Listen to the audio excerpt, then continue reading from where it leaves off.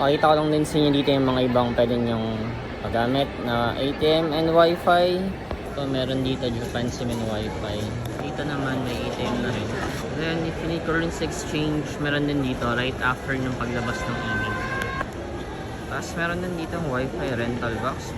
Tapos pag naglakad-lad ka dito, marami pang ibang eSIM na pwedeng mapag-avail. Ito yung iba oh.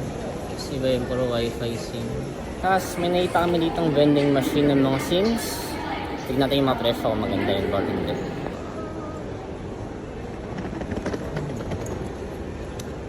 Is 8.5. Doon 7 lang. Ito yung mga prices ng SIM card dito sa ano. So ito kung Sa vending unlimited machine. 16 days, 6,000. Yep. Ito so far nakita namin okay oh. Para sa amin ha. Kasi mag 14 days kami. So 6,000 around 3,000 pesos. Yan.